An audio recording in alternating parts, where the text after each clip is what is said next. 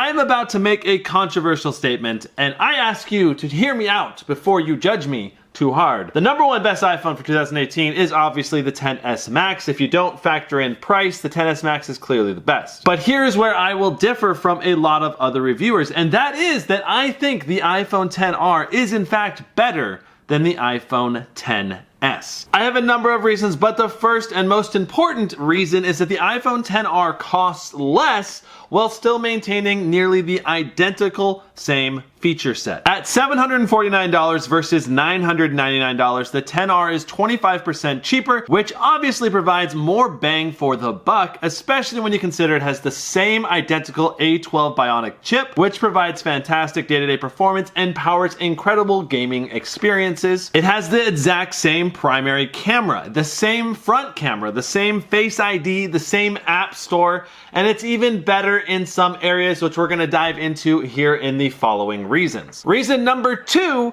is that the iPhone XR has a larger screen. We're talking about a 6.1 inch screen versus a 5.8 inch screen. I'm a person that's all about a larger screen that provides for a better viewing experience, getting you more immersed into your content, whether it be games, TV shows, movies, it doesn't really matter. A larger screen is typically almost always going to be a better experience. Now, I know there's a bunch of you out there right now saying, but the iPhone XR only has a 720p display, and that is blatantly false. A 720p display actually only has 921,000 pixels. 1080p has a little over 2 million pixels, and the iPhone XR has 1.48 million pixels, so that is closer to 1080p than it is to 720p, but it is pretty close to in the middle there. All of that said, Apple is calling this display the Liquid Retina display, and that is because this is still a Retina display. At normal viewing distance, which is like 8 to 9 inches, you will not be able to discern the difference between the XS and the XR. And I think that is something a lot of people are misunderstanding. The iPhone XS has a Super Retina display. It's just overkill. And the iPhone XR, it meets that baseline standard of at normal viewing distance, you're not going to see any pixels. It's a solid enough resolution. The only time that you're even going to be able to tell the difference at all, like literally at all, is if you're holding the phone like 2 inches from your face and you're like looking at it really freaking close. But that's a completely unrealistic scenario. No one uses their phone like that. It's plenty enough resolution, so don't worry about it. Now, a number of you are also going to point out that the XS has an OLED display and the XR only has an LCD display. Now, the thing you have to keep in mind with this is a much improved LCD display. I have watched content side by side between these two phones, and it is ridiculously hard to tell any visual quality difference, like the brightness, the colors, the contrast. They all look on point with the XR. Apple rates them to have the same color gamut, the same level of brightness, though the XS does have a higher level of contrast, at least on paper. The additional contrast of the XS is only going to really translate into content that is super dark, like dark, scary movies, for example,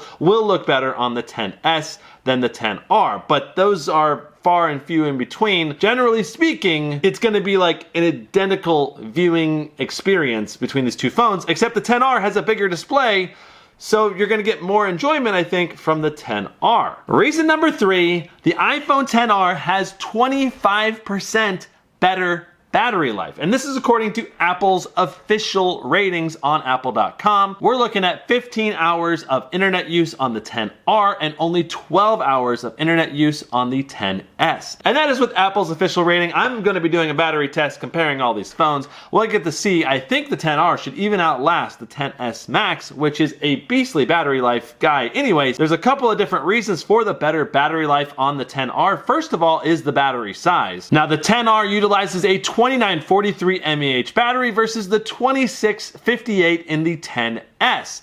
And on top of that, the XR has a lower resolution like we talked about earlier, which means the processor and GPU don't have to work as hard to push out as much information, which helps lighten the load on the battery. Those two things put together means that in general browsing the internet, you're gonna get 25% more, but when you're doing something really intensive like playing a high-end 3D game, you might see even more battery life from the XR when compared to the XS. Reason number 4, the iPhone XR has arguably a better portrait camera mode.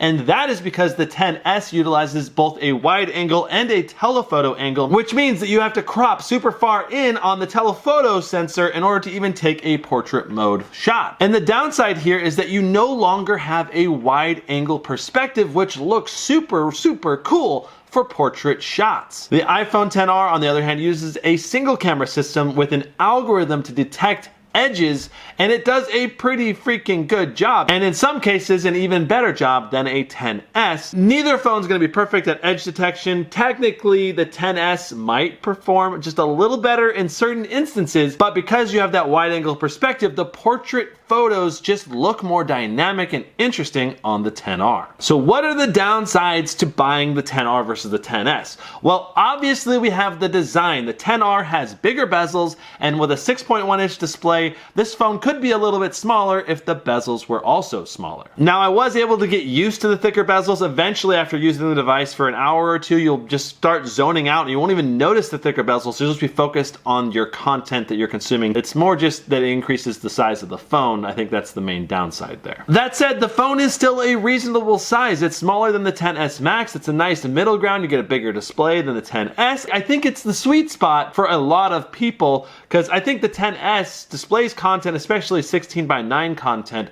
very small. Another downside for the XR is that it doesn't have that telephoto camera. So if you're someone who zooms into your photos a lot, I don't know, to take a photo of a concert or your dog running around the dog park or something, or the mountains in the distance, the XS is going to be able to take a better photo in those circumstances because it's got that telephoto camera. And last but not least, we have the lack of 3D touch on the XR. If you're someone that's using it to constantly get to secondary functions in iOS, you're going to sorely miss it. Now, since the iPhone XR doesn't have 3D touch, Apple's included workarounds for the vast majority of 3D touch features. For example, on an iPhone XS, when you're trying to move your cursor on the keyboard, you can do a hard press. Now with the XR, you do a long press on the spacebar to access the same feature and move the cursor around. So it's not quite as convenient, but it still works just fine. And that about sums it up. I think the XR has more pros than cons going for it, especially when you compare it with the XS. It's cheaper, same level of performance, same camera, better battery life, better display, better portrait mode, and I think the downsides are overall rather minimal for what you're getting. So if you're on the fence about buying a XR, I'd say go ahead and give it a shot. It's a really